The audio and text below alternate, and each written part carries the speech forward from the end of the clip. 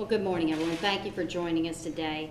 Everyone should have gotten a copy of the news release and probable cause affidavit, which details the incident, which I'm about to talk with you about. We learned early this morning from the Sarasota County Sheriff's Office that John Kaafi has passed away. We learned from the Sheriff's Office that he passed away at 7:46 this morning, and our condolences go out to his family and his friends.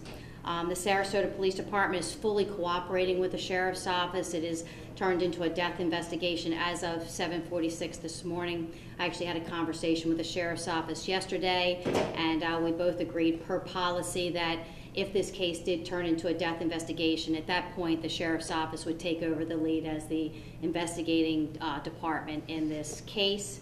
The initial review of our documents, our officers observed, and we believe that this individual was under the influence of drugs, but we do have to wait until the medical examiner's report and a toxicology report, which could take several weeks, comes back to reveal the exact extent and exactly what the individual was under the influence of. He had been taken into custody by our officers. He was initially handcuffed behind his back, and as the PCA says, he was able to shimmy himself out, escaped from custody of our officer's vehicle. He was taken back into custody and received medical treatment when he had received entry into the Sheriff's Office Sally Port, where he was transported to the hospital. It is an active investigation. I'm not going to be able to discuss any more details about the investigation at this time, but we believe it's really important for the citizens in our community to know that the Sarasota Police Department is transparent. We want to make sure they're aware of all the facts that we possibly can give them at this time, and the probable cause affidavit is a public record, and that's why we felt comfortable in releasing that to the community so they know at least preliminarily what happened in this case.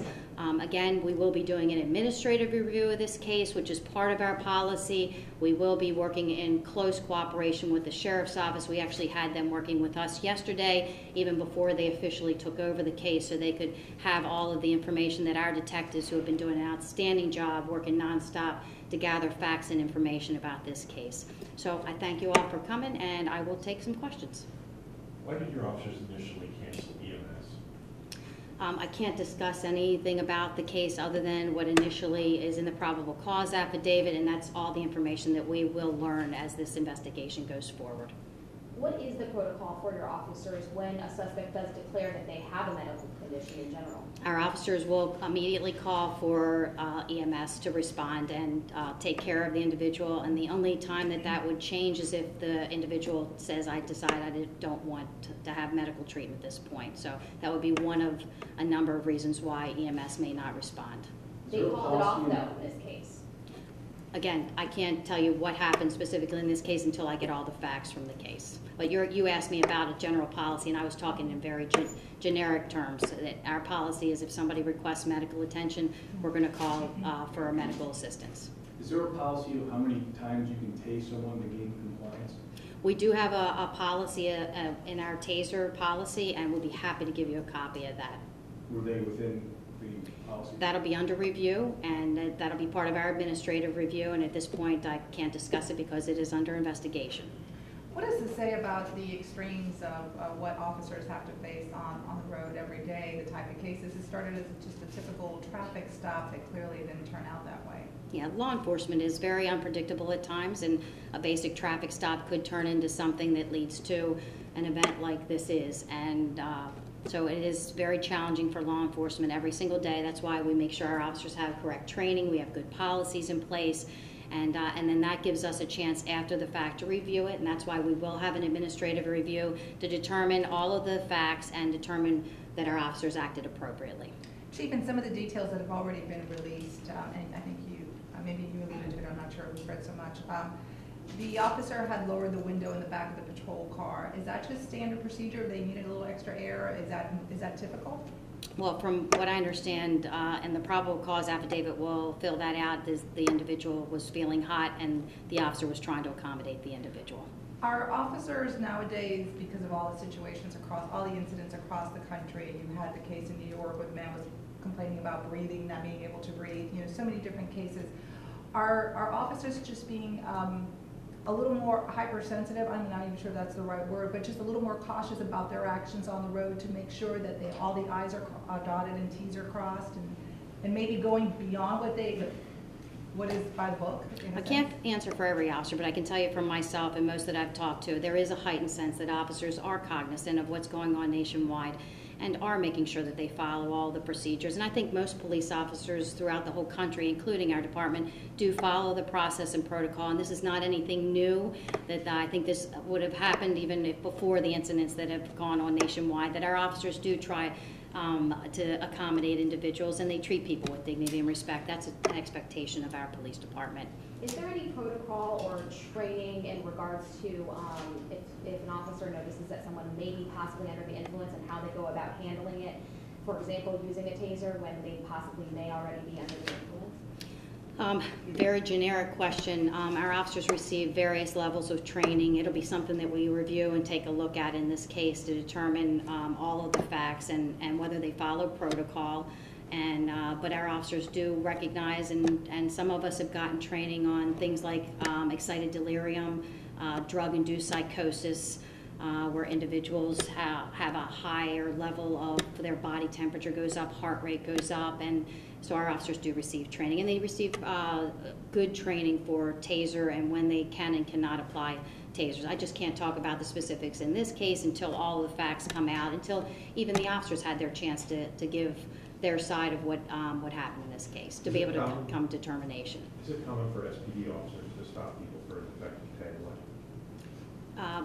Common is pretty broad. So what do you mean by common? Yeah. It's a traffic stop that police officers have the authority under state statute to make a traffic stop on. So I wouldn't be able to answer whether it's common or not, or even be able to determine what the parameters of what common means. So, but it is one of the things, if an officer identifies a vehicle that has a malfunctioning piece of equipment, they do have the authority under state statute to make that stop. And lowering the window down, is that policy, or when you have somebody arrested? In any instance, not necessarily this one. I can't think of any of our policies that say you can put your window down if somebody asked it, but it would be a common courtesy that our officers would, in order to accommodate somebody that made a request because they were hot, to turn up the air conditioning and put a window down. So, but I can't think of anything, I could be wrong, but I can't think of anything in our policy that says you can put a window down or you can't put a window down. Most of our policies are not that specific. We couldn't dictate every single thing a police officer can and can't do in the performance of their duties, but they would, in common sense wise, accommodate an individual if they made a request to help them. And I think that's probably I don't know if that's what you're looking for as an answer, but it is something our officer did in this case. Can you say whether these police vehicles were equipped with video cameras? I understand that at least one of the vehicles involved in the incident had a video camera, but I haven't received any information as to what was on the dash cam or if it even relates to this incident. That's what we'll find out in the investigation. But as you know, we haven't implemented our body camera program yet. It will be coming, so we don't have any of that type of evidence at this point, but I believe one of our vehicles did. Please consider this a records request for that video when it's available.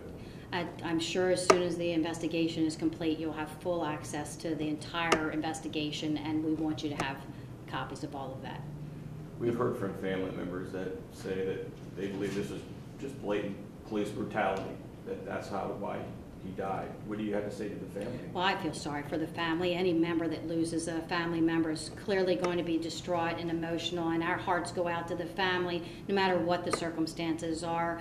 But I don't believe that is an accurate depiction of what happened, but we can't really jump to any kind of determination and conclusions until we have all the facts in this case. And at this point, it just doesn't look like that's the direction that's going in. But again, my heart and prayers go to the family of this individual and his mom and his significant others. It's just tragic any time that somebody passes away. It's sad.